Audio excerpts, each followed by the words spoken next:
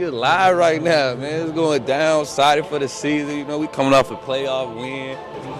I mean, you know, we had a couple wins. At least pride-wise, made me feel good because you don't ever want to get swept. And I've never done this. I wouldn't wish this on anyone. If you ask me, can the Bucks win Game 5? I'd put it at 100% confidence. Yes. I wouldn't wish this on anyone. At this point, we don't know what's going to happen. You can get Game 6. You can steal it. I wouldn't wish this on anyone. Winning Game 6 and 7? I wouldn't wish this on anyone. I don't think they're going to win the whole series, but I wouldn't wish this on anyone.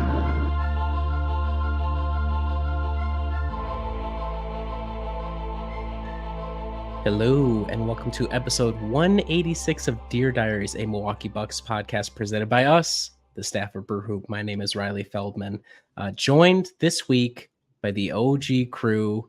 Adam is back from, what I assume was flying directly to Vegas to be there with the Bucks Summer League team every step of the way to bring the analysis back to us. Kyle Carr is here as well. Gentlemen, how are we doing tonight? I've been playing so much college football 25. It's not healthy. Otherwise, I'm good. I'm tired.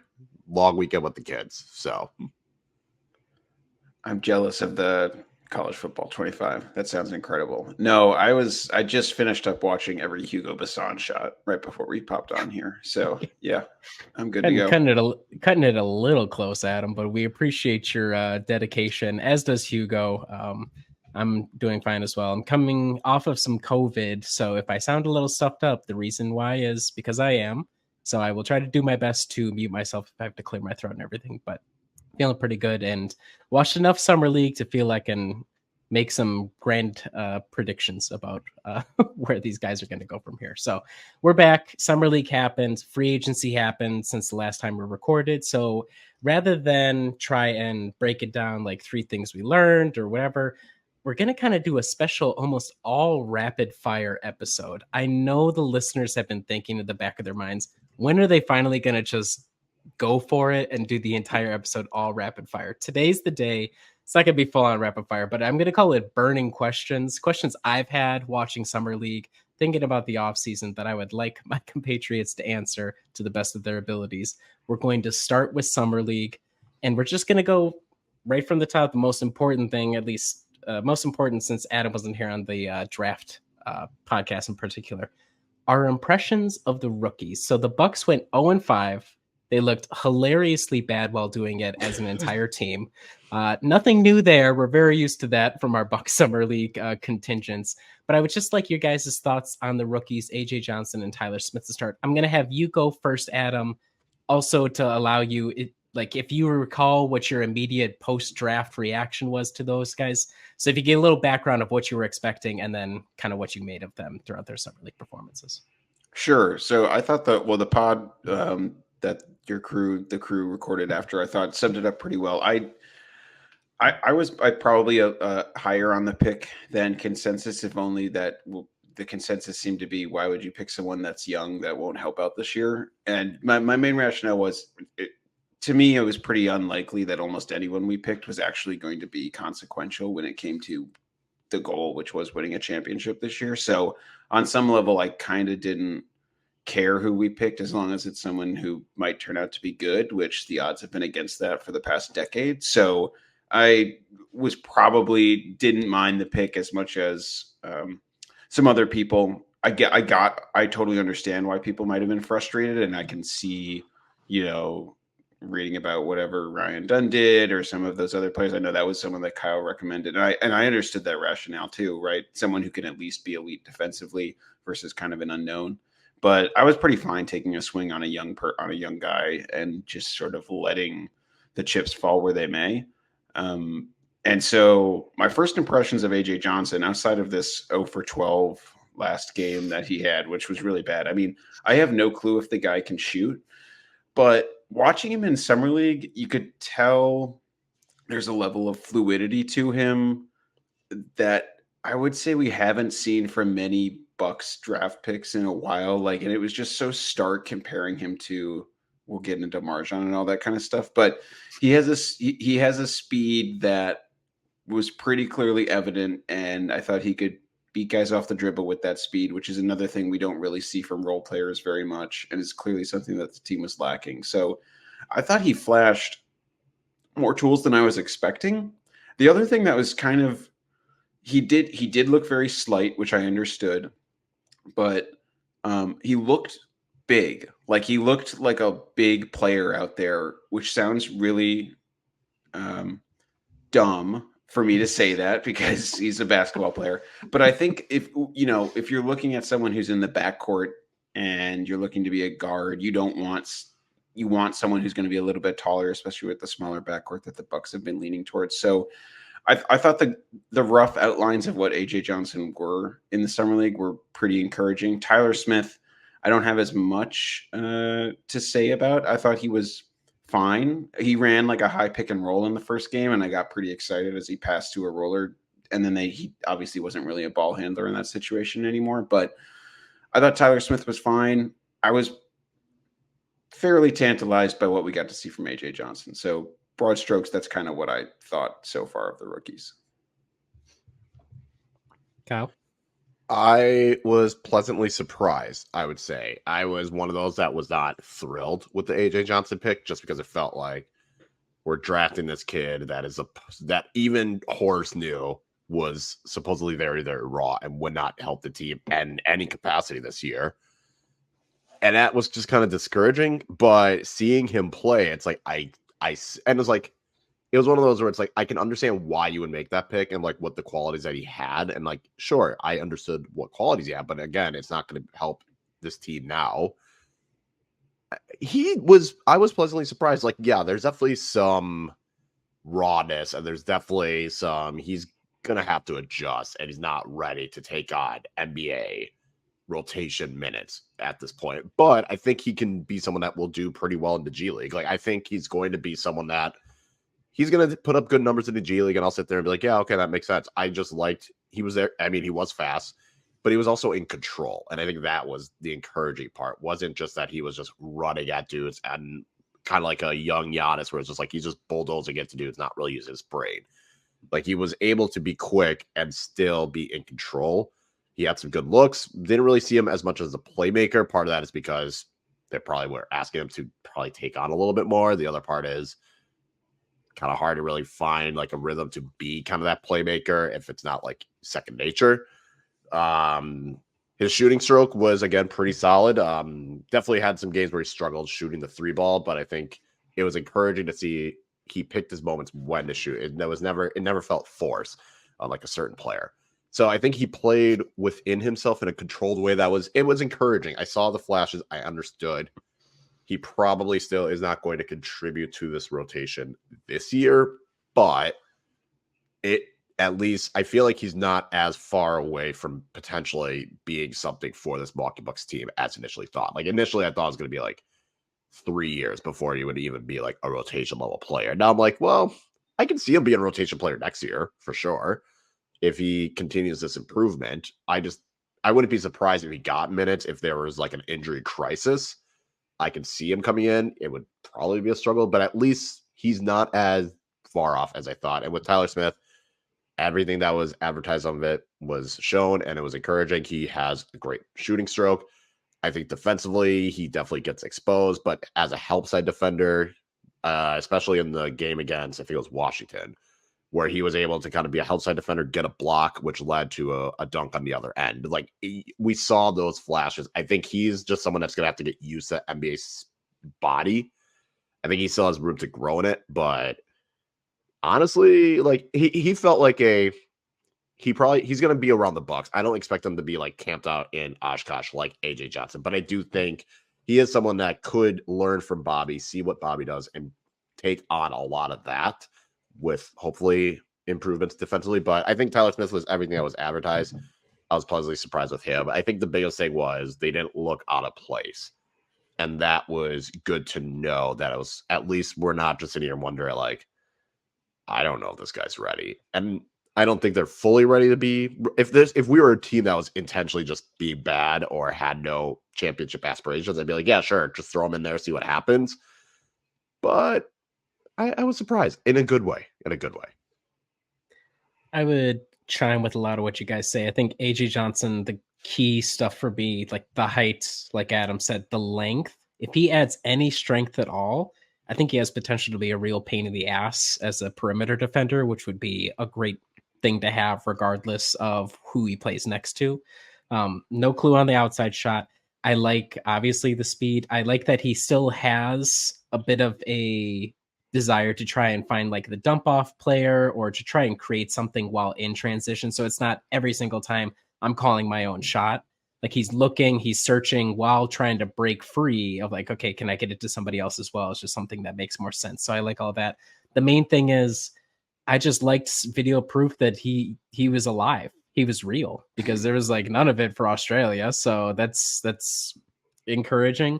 And I just hope that his 23 point game, I hope that's not his Brandon Jennings 55-point game. Let's hope that the ceiling is much higher than that, and that the offensive consistency comes. But he'll be fine. He maybe will get a couple of garbage minutes here or there this year, but I really don't see him playing much of a role, which is okay.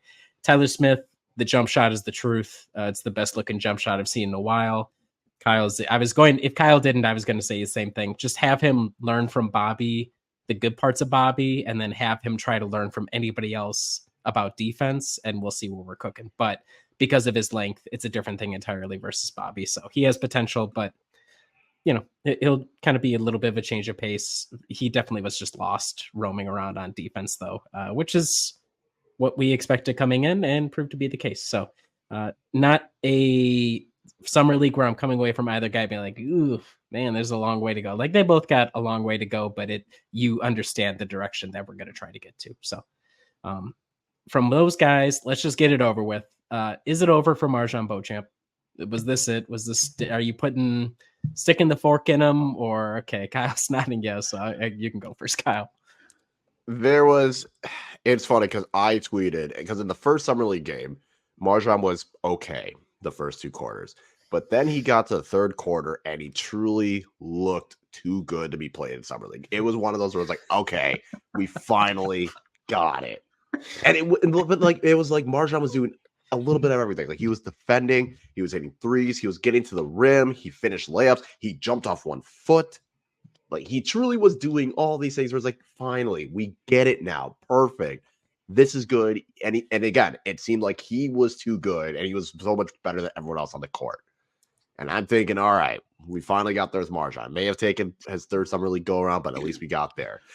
And then everything went downhill. It was like that. We're talking about a 55-point performance. Like that third quarter in the first summer league game was MarJon's 55-point game. And it just went downhill. He just looked awful. And there was nothing encouraging.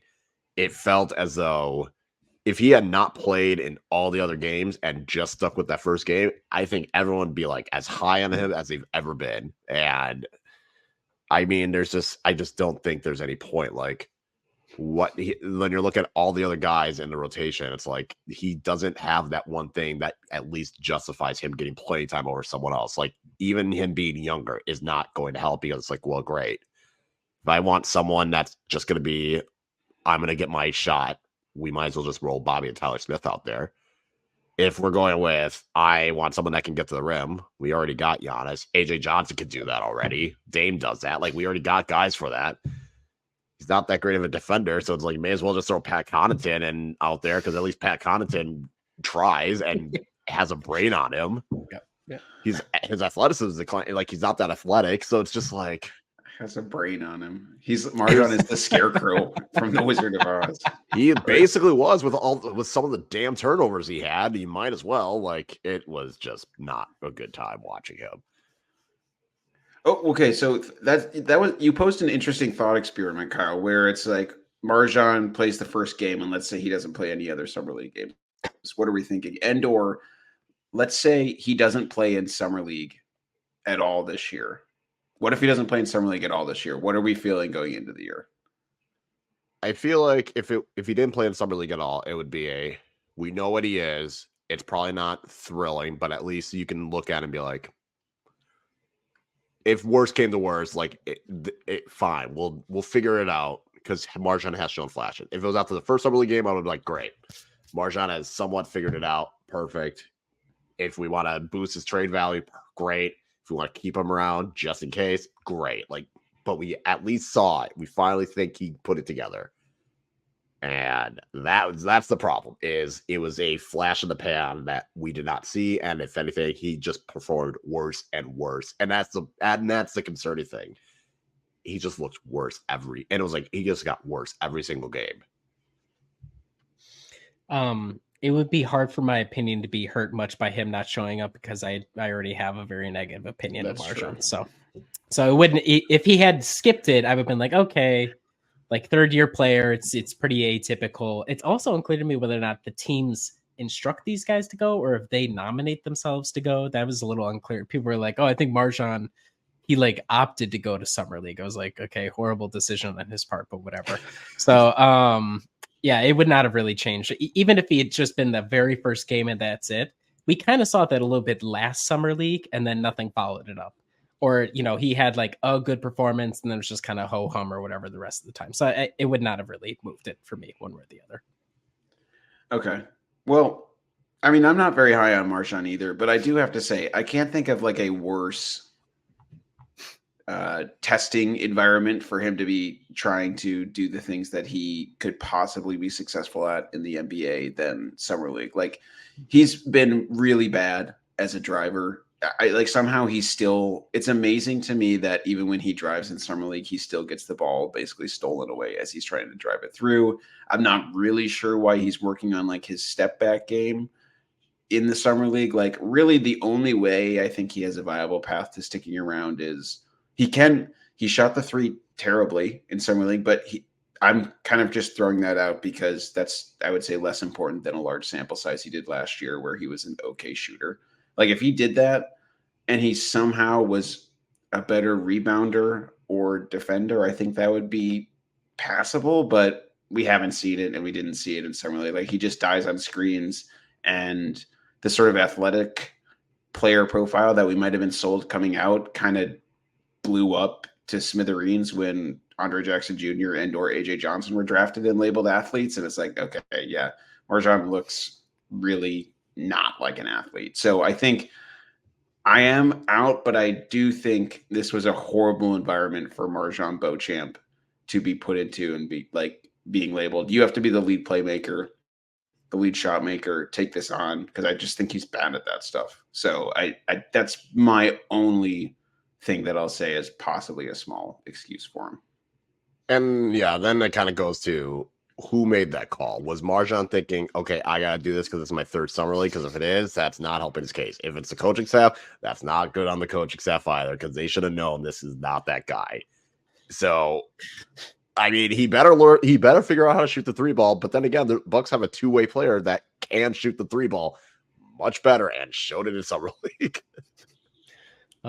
Pete Dominguez coaching malpractice. He said, Marjan, you're my guy. Like, no wonder your team went 0-5. If you said Marjan, I'm putting the ball in your hands and I need you to cook. Come on, my guy. Yeah.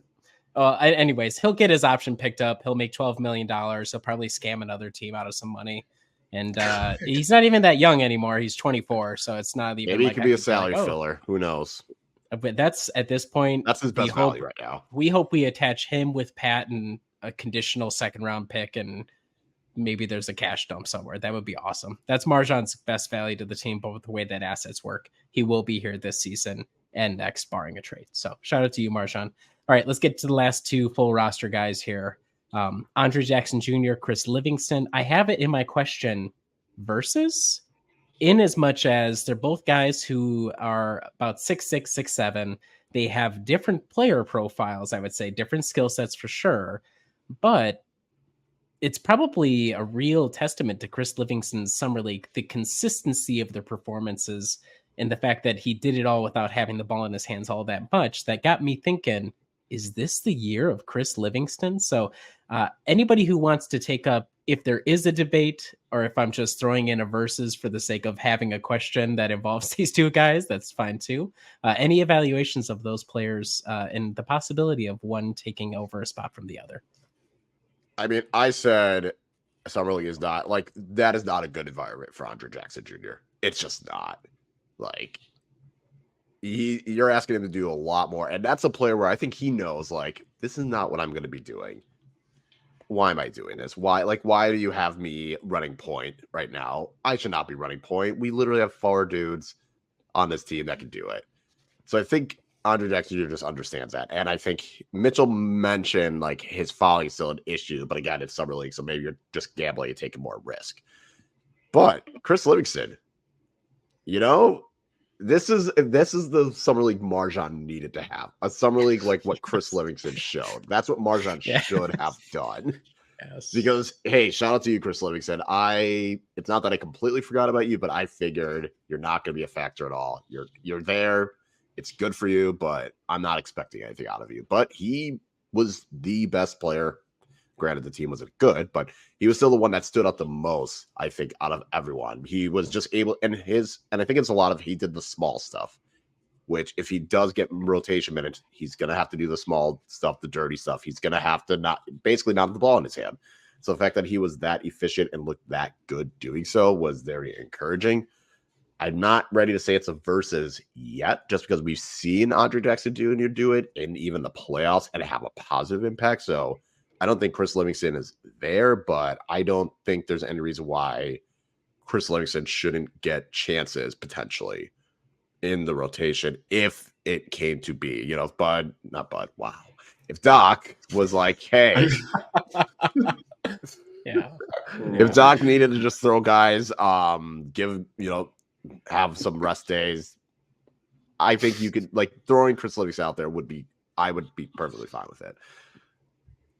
I'm thinking Doc. I'm thinking Bud, because Bud would absolutely have a game where he's like, F it. Chris Livingston's played all 48 minutes. Folks, we call that a Freudian slip in the business, is what that was. That was a basketball Freudian slip. Adam, any Livingston thoughts? Or Ajax thoughts? For me, it's definitely not a versus. I think Kyle said it. If we saw one guy perform in the playoffs last year and another guy didn't play basically all year, I don't care about Summer League for that. The one thing I will say is, I was trying to figure out what would Chris Livingston even be on this team? Like, I guess theoretically, like a backup guard. But okay, here's my one thing: is I was watching I think it was the Suns game, and I saw like him running a couple sort of like Bruce Brownish short rolls, catching it, running a screen, and then catching a short roll. I actually could see that. I mean, that's hard on a team with Giannis, right? Because Chris Livingston isn't like a great shooter. He shot it pretty well on low volume in the Summer League, but it's hard on a team with Giannis to have someone else who's going to be rolling all the time, and a team with Brook. But I could see that I saw a small functionality here where it's like, okay, this guy's kind of a brute. He obviously was a guard, so he has guard skills, so he could probably make some passes. So that was like the one time I saw a possible glimpse of what he could be beyond like him doing the dirty stuff, like Kyle said. I mean, that would be his pathway to minutes. But so no versus, but certainly for a player that I would say I've had basically no opinion on, I now at least have a small opinion of in Chris Livingston. So that's a testament to him, to going out and doing the work and playing hard. I think he's interesting in as much as he's at 6'6", like he has the guard skills, but I don't think he has like the lateral speed to be somebody who can guard down. So it's like, is his ideal role being a mini PJ Tucker of some sort? Because he's stocky enough to kind of absorb contact. And he was on a team that did not have a lot of rebounding. He was the guy that had to provide it for the most part, which is, it's a good skill to have at 6'6". So I don't know where he fits in. And I really don't think with the rotation that we have, with the players that we have, that he's going to have much of a role this year. But interesting skill set, something completely different. And I think a testament to him, like you said, of the time put in, because I'll be honest, I didn't watch him much with the Herd. He had pretty good numbers with the Herd, nothing crazy, but decent. And of all the guys, he was a guy who, the only one I would say of rookies, had zero track record, obviously, but that showed a real step forward. You're like, oh, okay, this is something new. Like Marjan, okay, I know. Ajax, okay, I know. The rookies, you're probably not going to play anyhow. So just good to have one of the young guys who was already here show progress. So good for you, Chris Livingston. Keep getting that money, that largest 58th overall pick money of all time. All right, last one. Will we live long enough to see a Bucks team win a Summer League title? And then in parentheses, do we even want to live long enough? Because we'll probably be a horrible team to stack a summer league roster like that. We will never see it, and I really hope I'm not alive to see that all the way through. Very good. I would, I don't think it'll happen. That being said, I want to give a brief shout out to this summer league team. I didn't pay as much attention because I've just been busy with some personal stuff. But look. Okay, I was in the trenches for the teams where they had like no draft picks, and it was all basically like UW. It's like Dimitri Trice and UW players. Okay, and they're tipping off at 11:30 against the Federation of China. Okay, those are bad summer leagues. Okay, this one you have like 3 two-way players and like 4 draft picks. So I'm no complaining about anyone who might have had to watch a team that did look pretty abysmal throughout the entirety of the summer league, but at least there's some potential relevance to the upcoming season. And for that, I say shout out to this team for having, I guess, rostered players on it. So thank you, Jon Horst. I mean, the first game was at least like, it wasn't a terrible game to watch. Like there were stretches where it was like, oh, this is rough, but at least it was a competitive game. And then the other ones were like, nope. I mean, I just saw the box score and I was like, I don't even want to know what happened. For me, was basically, I just want to see AJ Johnson have the ball in his hands to see what he can possibly do. He made it far more watchable this year for me. The number of times that I think about Adam having to watch the Bucks team versus the Chinese team, it's not an everyday, it's an every week, but it's definitely more than a handful of times a year. I think about, damn, Adam really had to stay up until the crack of dawn to watch us play China. So we salute you, Adam, for your years of service because nobody else on the staff would bother to bail you out. So you ended up filling in for us. So we thank you much as you thank the Bucks Summer League team. Of course. All right. Moving on. Summer League's gone. Thank you. Sayonara. Free agency in the offseason so far. Big stuff to keep note on. 3 new players through free agency: DeLon Wright, Taurean Prince, and Gary Trent Jr. I have some questions about them and then questions about the team as a whole heading into next season. But let's start with the 3 new guys. I'll just open it with a relatively simple one. Who's the most intriguing of the 3 new players to you guys? They're all relatively well known, more or less on minimum deals. I think is DeLon Wright slightly above the minimum. Can't quite recall, but they're not making big bucks whatsoever, but they all ended up in Milwaukee. So any thoughts on which of the 3 is most intriguing and / any thoughts on all of them at all? I would say Taurean Prince for me. 1, thank God, no more Jay Crowder. No more Daniil Gallinari. So that right there was a positive. But I think a lot of it is just because when we're thinking of wing defenders, like guys that can come out and really be able to help on the wing, like Prince seems to tick all of the boxes of at least handling it well. Like probably isn't going to be someone you want at the point of attack, but in terms of help defender, in terms of just staying one-on-one with their guy, I think he could do that. He shot the ball pretty well. So that was kind of like a nice little aspect of it of, okay, he can shoot. So there's encouraging signs for that. I feel like for me, it's kind of all right, the Bucks have basically struck out on wing defenders for the last couple of years. So can this one be the guy to do it? Because if he doesn't work out, then you're looking at, okay, we can throw Andre Jackson Jr. there. We know that can work.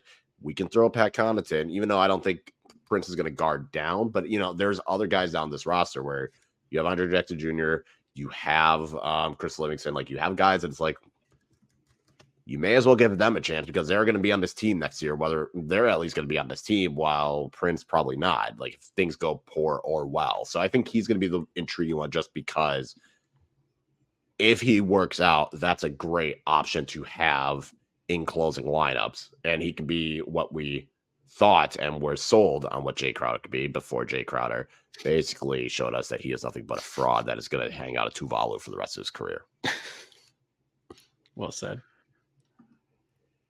Yeah, I don't know how to follow that up in any, but I respect the continued hate, Kyle. I think it's forever hatred. Yeah, Okay, good. Very good. Okay. I'm sure the audience were worried. That verse from Euphoria. I hate the way you walk, the way that you talk. I hate the way that you dress. If eye catchy is going to be direct, like I am living that with Jay Crowder forever. Yeah. Okay. As Adam said, I'm sure the audience appreciated you clarifying the nature of your relationship with Jay Crowder. Go ahead, Adam. Yeah. So so I was most surprised by the Gary Trent Jr. one, and I think that was the one that caught me the most off guard, and I think maybe most immediately excited. But I have to say, as I'm thinking about it, and I'm thinking about which one has me most intrigued, it might be DeLon Wright. You know, he's a guy that's been really interesting, right? He's supposed to sort of slot in as that potential defender kind of archetype that you're looking for next to Dame. So for me, I think he's the most intriguing in terms of someone who might actually be able to play playoff minutes. Like, I think Gary Trent Jr. could certainly do that, but I am just thinking more and more about, okay, if we're looking for someone who definitely has defensive capabilities and might be able to stay on the floor in like a two-way battle against the higher level teams in the league.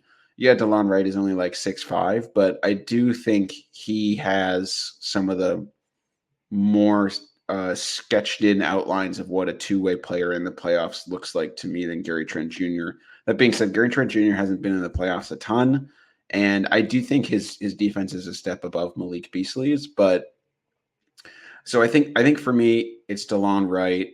I'm curious about Taurean Prince. I think Kyle made a strong case for him to be a really interesting player in the playoffs as well. But I think for me, it's DeLon Wright, if only because that two guard spot has continued to kind of be it's something we've been looking for the solution for, I think, for a few years.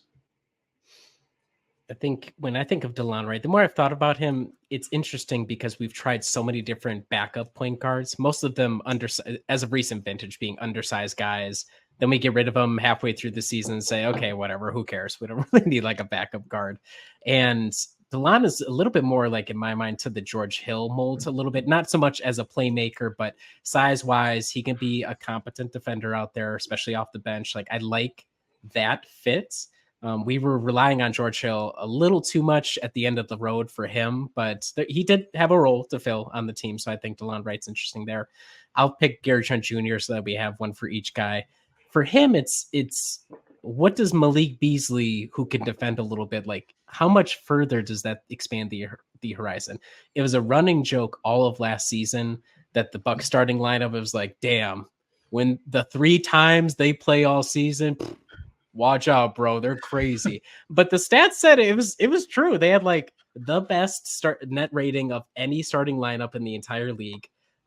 It was I think Denver was second, and the Bucks had them beat by like 3 points. They had the best defensive rating of any 5-man lineup who had played more than I think 500 minutes. Like, and again, given what the defense was last season, that's nothing to sneeze at. So if you get rid of Malik, which, you know, we're very happy Malik got some money in Detroit. I'm very happy that we're not going to have to deal with him for another season because the will was there, but the ability to execute was not.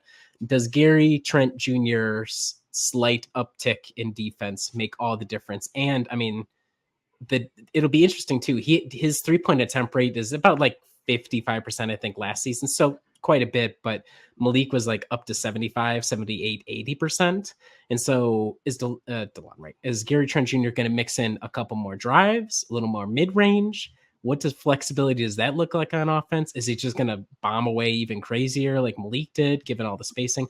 I think it's just very interesting whoever that 2 guy is going to be. And I have to assume that Gary Trent's going to be that guy because it feels a lot like a Malik situation. Promise the guy, hey, you come here, sign at a minimum, you'll start all season, then you can go make money elsewhere or whatever. So he'll be an interesting fit. And then if he's able to hang in, yes, for the playoffs will be a big question. So, but all 3 guys, I think Taurean Prince is the one that I'm probably most skeptical of, mostly because Lakers fans apparently fucking hated the guy. And, but then they were like, I saw the stats, he's like, he gets the most tough assignments of anybody on the team. So it's like, I was very confused by all that. So I'll be curious what he looks like. So, okay.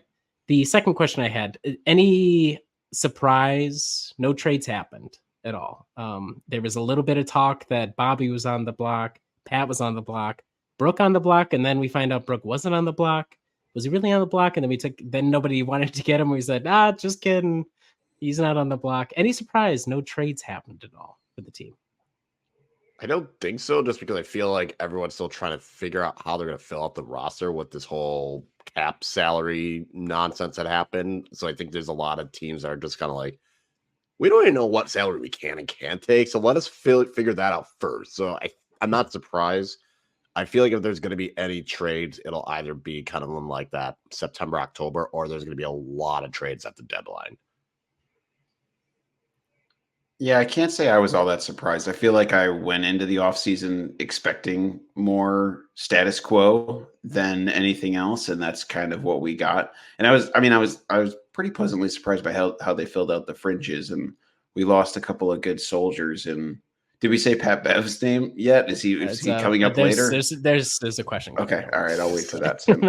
So yeah, And with everything involved in the second apron, making it harder for the Bucks to be able to, I'm pretty sure, the trades have to be like for like money. They would, if they make us particular trades, they're going to be hard kept at the second apron, that kind of stuff. Obviously, Van covers that stuff really well on the site.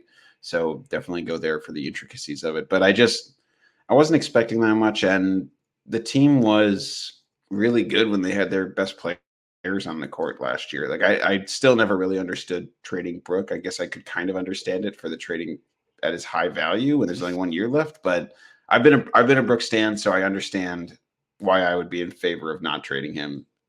But I don't know. I wasn't that surprised by them just keeping it as is. Yeah, it also seemed like big trades weren't really in the offing around the league. Part of that, it has to do with the second apron stuff really starting to bite, I think, for a lot of teams. Like for the Bucks to have made a deal would have required one of the teams with cap space, because they could take aggregate salary in, but the Bucks couldn't aggregate salary back for more than one player. So it's like, who's the right fits? I think OKC got off the mark pretty quick with Hartenstein from the Knicks. So it's like, okay, there's a team that could use a big that's off the board. So I think there just wasn't a good place. And also everybody else has league pass as well. And they all know that Pat Connaughton is also dead. So there wasn't really probably a market for him, and I can respect that. So we'll see if we see anything else past that. But credit to Jon Horst for finding something interesting to build around, even without all that. Okay, here, let's just get to this one. We're talking about the new guys, and let's bid one final fond farewell to the 2023-2024 Bucks who will not be with us for next season. I want you guys to let me know who you miss most from this group of illustrious ex-Bucks. Malik Beasley, I have it written as Jay Crowder, parentheses, all caps, LOL, end parentheses. Thanasis, Robin Lopez, Ty Washington, Danilo Gallinari, Patrick Beverley, and of course, the one, the only Campaign. Who will you miss most of that group of guys who were Bucks and will always have been Bucks once? Honestly, I'd say Malik Beasley, because he wasn't good at defense, but at least he tried, and that's all you can really ask. He just isn't good at it, but you can never fault him for trying. It's not like he was lazy. It's not like he was just a lazy and bad defender. He's just a bad defender. But there were plenty of Bucks games where they won because he shot it so well for a quarter, for like a 3-minute stretch. So because of that, you know what? On a vet min, can't defend, but could shoot. That's what we were sold on, and that's exactly what we got. So I'm okay with it because we got what we were sold on. So Malik Beasley, congrats. Enjoy chucking up 20 shots in Detroit. Go for it. I think that is the correct answer, Kyle. But I will, for the sake of this, I will say Danilo Gallinari. If only because, like, twice last year he made passes I enjoyed, and everyone else was just okay, and I don't have a ton of fondness for. So thanks, Gallo, for those two passes. Thanasis is probably still going to be hanging around. It's just a matter of in what capacity. Like Thanasis. Oh, that's right. Yeah, anywhere. I was wondering about that. I was interested that you put him on the list. He's not on the team right now. I mean, that's true. That could change. Maybe Marjan's going to be in a dump deal just so we can make a little room for the Thanasis. Honestly, I'm okay with that. That's called asset maximization. So shout out to you, Jon Horst. This is messed up, but I'm going to say, ironically, Jay Crowder, because he was such fuel for Kyle's fire every week. Like, I knew even if the games weren't interesting, there wasn't really much to talk about. Jay Crowder will have done at least something each week to piss Kyle off. We could get together every Sunday night and Kyle could just go off on it. So, that man caused me way too much stress, and I do not appreciate it. I was gonna say, you like Kyle actively looks hurt right now from your comments, Riley. As you're saying that. Kyle.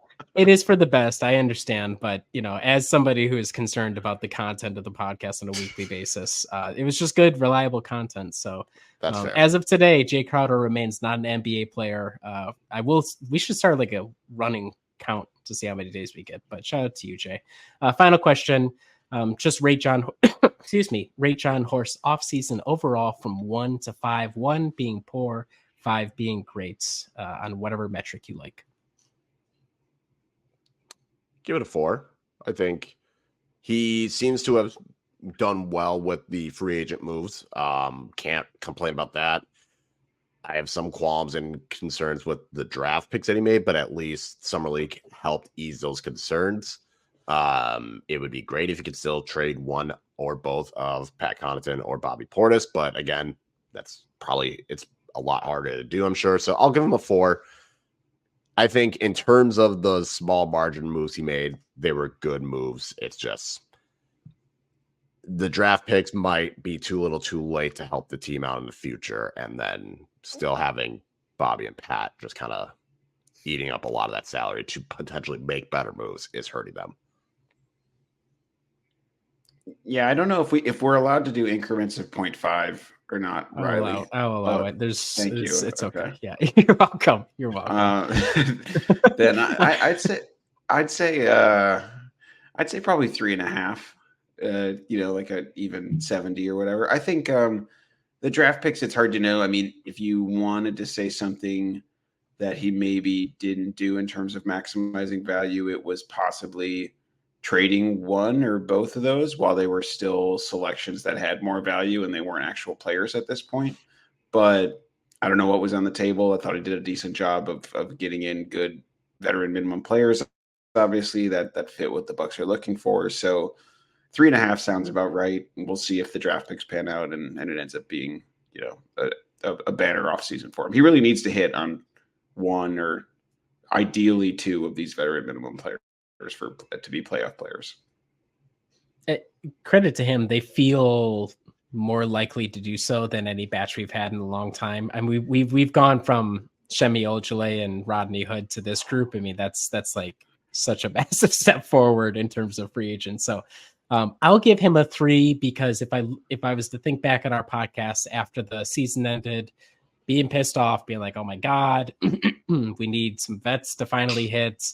Bobby and Pat Connaughton cannot be around any longer. Okay, so Bobby and Pat Connaughton are still here. I'll dock him for that, but he did find guys to hopefully push Pat down and out of the rotation, especially the 8-man rotation.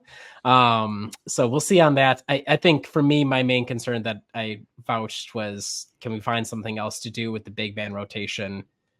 Jon Horst said no. So I said, okay, I guess we're just going to roll with this group again. So we'll see if there's like a trade midseason. Giannis plays more center. If the solution is within the team, because it very well might be. But I think the story's out on Bobby, and Brooke, as much as Adam loves him, is another year older. And until I see Gary Trent Jr. out there, I'm not going to say our complete air raid assault on Brooke Lopez that he had to undergo every single night has been fixed this year because Dame Lillard's still on the team. So big man rotation, dock him a point there, and then keeping Bobby and Pat around. I know trades are hard, but come on. Go ahead, Kyle. Can we also talk about Doc Rivers doing the most obvious Doc Rivers things possible during Summer League as well? And dropping Chris Middleton, just had surgery on both ankles as it was like something we all knew or should have known. Mm-hmm. He loves it's surprising to the team. I don't want to encourage the team to put a gag order on Doc, But if once Doc gets on the mic, he's gonna say whatever Doc wants, and most of the time it seems detrimental to the team with whatever Doc is saying. But at least I'm used to it at this point. I'm just trying to watch some Summer League, and Doc Rivers over here like, oh yeah, he had surgery. I'm like, what? AJ Johnson can't hit the broadside of a barn, and Doc Rivers is like, yeah, so Chris can't walk anymore, but we're really excited for where he's going to be this season. I liked too. It wasn't media today, but in the draft pressers, how Doc was running through his guys. It's like, oh, we're excited. We got Dame, Giannis, Brooke, somebody else. And like, he didn't mention Chris. And that set, of course, the rumor like, oh, he didn't say Chris. What does that mean? I wonder. And maybe it's because Chris was convalescing with 2 busted up ankles. That's probably literally what it was. So Doc did a good job not letting it tip then. He waited like a month to let us know that it sounds like Chris is okay. But yes, he had both his ankles scoped. So, more Chris surgeries. He's more man than machine at this point, is the way. We'll start calling him. We got to start calling him like the Terminator or something. That's the way. Come on. If that does catch off, or what? Jesus Christ, can I talk? If that does go off, what's the term I'm looking for? Catch on? Catch on. Not catch off. Jeez. That's that COVID. Brain. That's that COVID brain. You heard it here from Dear Diaries first. Okay. 8-man rotation. Anybody have some courage to say what their first 8-man rotation of the 2024-2025 season is? I got it. Kyle's got it. Okay, go ahead. It's not anything groundbreaking or exciting. I got Giannis, Chris, Dame, Brooke, DeLon Wright, Gary Trent Jr., Torian Prince, and Bobby. I forget. You have that same group? I have that same group, yes. If I had to put a 9th, it would be AJ Green. Like, AJ Green is right there, but I can't. In terms of what they need, you need someone to be a backup big, and unfortunately, Bobby's the only one on that bench that is a backup big. I forget. Is this what we think Doc's will be, or what our own personal would be? This is both. For me, it's both. Let's do your personal one, Adam. I think if I was to guess, I mean, Doc had a role in signing these guys or approving these guys, so I would just assume Doc would play all Doc guys. So this is definitely that 8 group would be the Doc. But who would you want, Adam, in your 8? Well, I'd have the core 4, DeLon Wright. Yeah. Wait, is the core 4 starts with DeLon Wright or no? Sorry. Okay. The core 4, and then also DeLon Wright. Yes, okay. There you go. Okay, all right. And then. I would say Gary Trent Jr., Andre Jackson Jr., and Pat Connaughton. I'm ready for the bounce back Pat year. And I know that lineup is very small. I was gonna say, Giannis, are you trying to kill Giannis? Yes, we will have to see. We will. Giannis is just going to have to suck it up and play 48 minutes as the big. Okay. I think Torian Prince would be the 9. I mean, who knows? He obviously could be better. I'm curious how he'll do this year. I'm really, and it's tough because Bobby has yet to apologize to me publicly for last season. But it's really, if they move on from Bobby at the deadline, is there anybody either acquired their buyouts or just somebody who can spell a few minutes, even if you go with Giannis at the center lineups a lot more in the playoffs? Because like, I don't think Torian Prince is going to be that guy. Tyler Smith won't be ready. Ajax. I mean, Chris Livingston, obviously a god, probably will be leading the lineup for us, but until that happens, probably not going to be him. So it's just tough with Bobby, like assuming there's a vibe that you need to have a big out there with Giannis, but we'll see. What I guess my question is, in the East, I'm not seeing that as much anymore. I guess I don't see as much of a need to have another big out there. Like all these teams are starting to go small. It's like Boston will just have Kristaps, and then they'll run out their 4 guard forwards. Tatum will be like the 4 there. The Knicks kind of are doing the same thing. Sixers, we'll have to see. I can't remember exactly if they have any other 4 beyond Embiid, but I don't know. I'm just starting to feel like maybe in the East, it's not quite as important to have someone else out there. And I also think the Giannis at center lineups are going to be important to get them working properly. So I don't know. Plus, we'll see. Plus all the ways Bobby can hurt you in the ways that the other guys you don't necessarily think of, like boneheaded plays, not a clue on defense, and shoots you out of games, and also will get ejected. So I think, yes, there's a case to be made. This is a value add, even if there's an undersized element to it, especially like if Torian Prince can guard up a little bit, if Ajax can guard up a little, whoever it is, like I think there's a possibility there. So it's not totally far-fetched. Okay.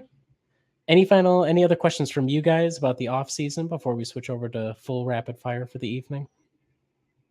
I'm seeing shaking heads. Okay, good job, Jon Horst. You got at least passing grades from all of us, so that's good.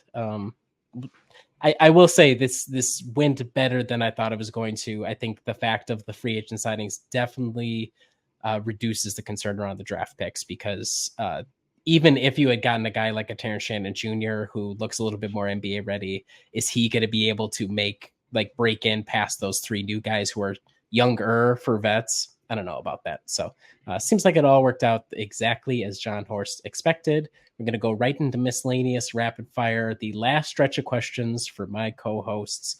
Let's get it started.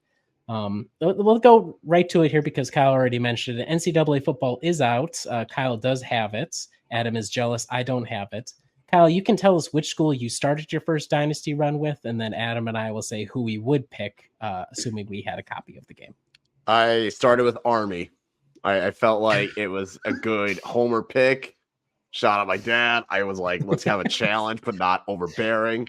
Let's just take we're gonna go back to the glory days. And I may have made a comment that I will also be finding different ways to drop bombs. So yeah. And in my road to glory, my single player, North Texas. I'm a QB at North Texas. Very good. Have you led Army to a title yet, or? Oh no, we just allowed 30 points to Rice in the fourth quarter. So things are a struggle right now on defense. Okay. Very good. Adam, the game's hard. The game is hard. I was watching my brother play it. The defense looks impossible. So shout out to all the NCAA players out there. Adam, who would you pick for your first dynasty run? Oh, God. I mean, I'm so lame. I'd probably just pick Wisconsin. I mean, I'm just like that. I know. It's Adam, so you lame. suck. Yeah, you suck so I know. bad. Wow. Look, guys, I don't. There's a lot of days I just can't even turn on the TV at night. I don't know. Okay. I understand. I unlike Adam, I'm not a loser, so I would pick the great New Mexico State Aggies, because they were like in one of the first editions of NCAA football I had. They were the worst team in the nation, and I don't mind their maroon colors. Their logo is like endearingly cheesy, and they're still god awful. So it would be a nice challenge. Still, it would bring me back to the old days of playing. So that would be my first run. Okay. What color would you like to see the Bucks explore in their next alternate uniform set? I don't know when their next alternate set is, but as we've seen, you can pick any old color under the sun. So what color would you like them to work with next? If there's a way that they can kind of do like the 80s, like limeish green aspect, I don't know how it would work, but I think something like from those 80s, like the Irish rainbow that they had, something like that. As the base. I think go red. Bring back the red and just see what you can do with it. I think maybe it doesn't have to be quite the same red as the old one, but maybe some sort of variant. I think there's something you could do there. I also I've been banging on the drum forever. Let's bring back the red, even just as an accent. Come on. It's right there. It's in the history. All these other colors are apparently in the history, but red for some reason is not in the history. Let's stop ignoring history and let's bring it back in. So shout out to the team designers who will never bring red back into the equation. Okay. Ebook versus print books. Where do you land? I'm more ebook just because then I can kind of read it wherever. So like I can read in bed, I can read it. Like it's just easier for me to be able to read it as opposed to print. I do like holding a physical copy of a print book, but for me it's just easier to read an ebook. Yeah, I'm the same way. I would prefer a print copy if possible, but lately I've basically only been doing library books and I can't finish a print book in the time it's going to take me before I need to renew it. So ebooks have been really great for just renewing them constantly. So I've gotten used to those, but I'm ready to read a real book again in print.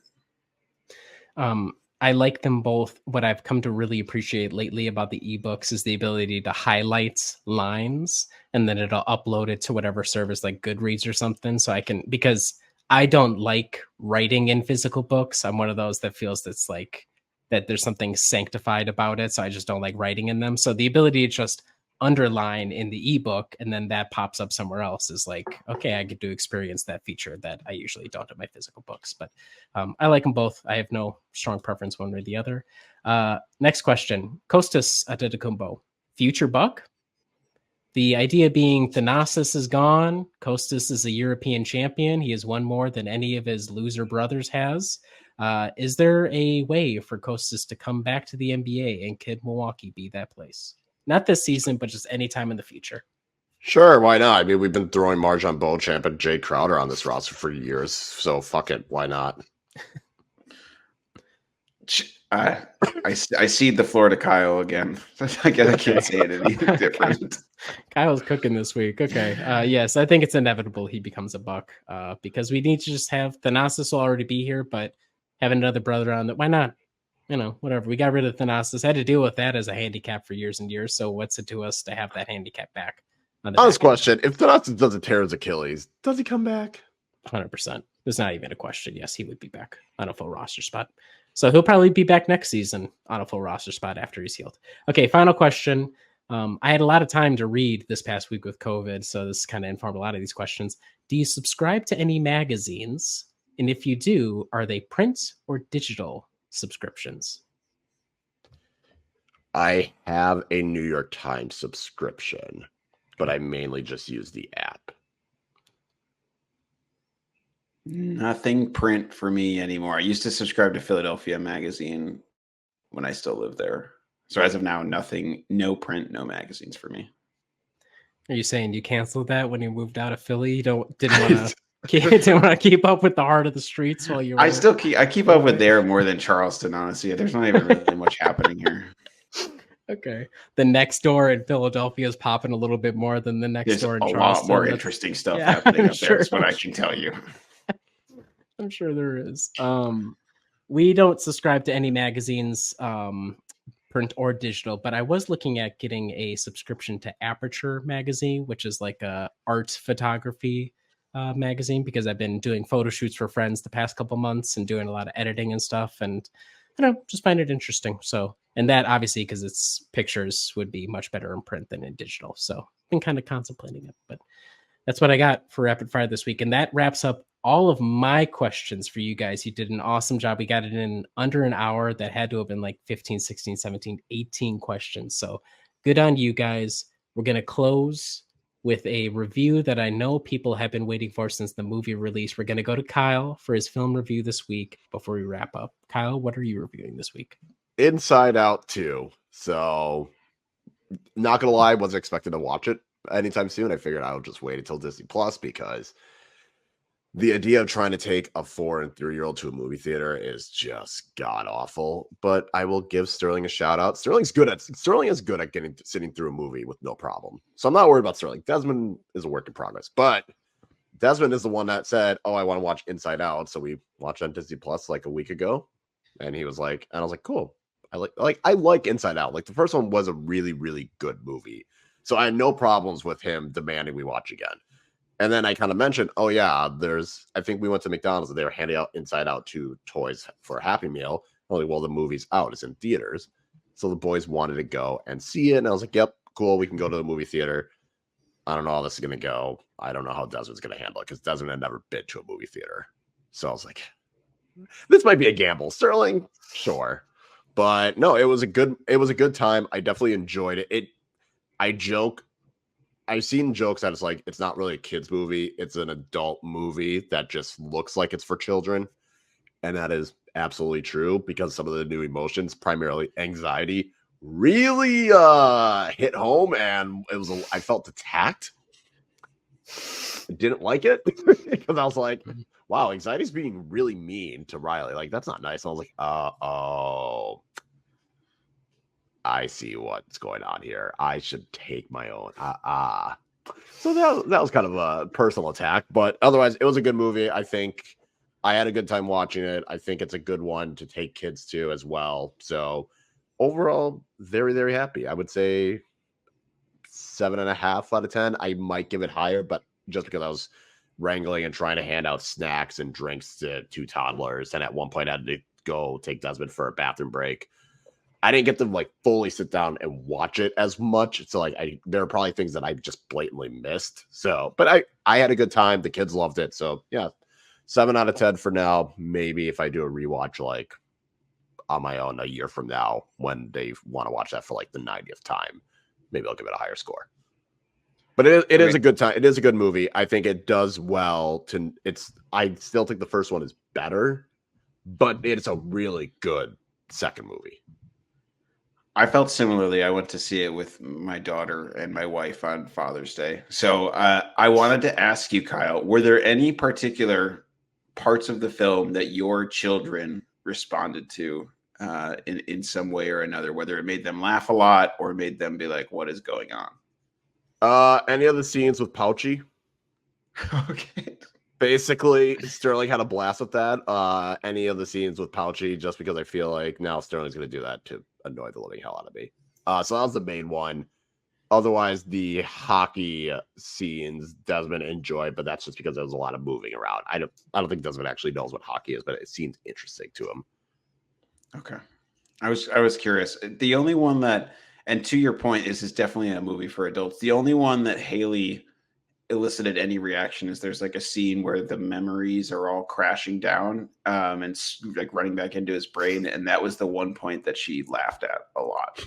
So yes, I think probably too young for a 2.5-year-old to understand what's going on, but it was a fun movie to take kids to, and it was a good movie. So Sterling did say anxiety was being mean to Riley. I didn't like that. That gave me anxiety. I was like, oh, buddy. Ooh.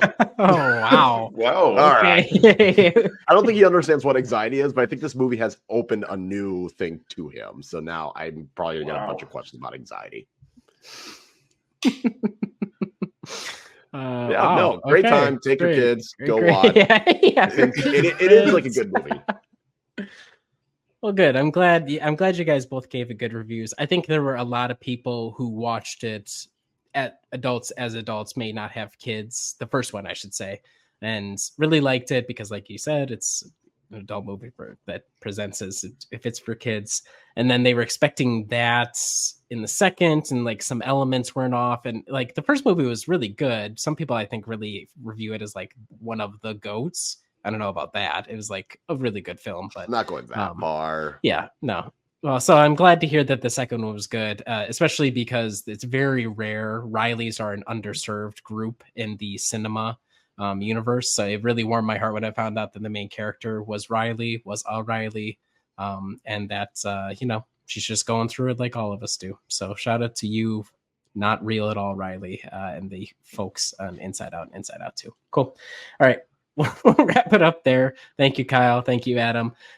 We'll probably be off for a little while, depending on the Olympics. Reminder, the opening ceremony this coming Friday, July 26th. Our guy, Giannis, is going to be the flag bearer for Greece. Milwaukee man.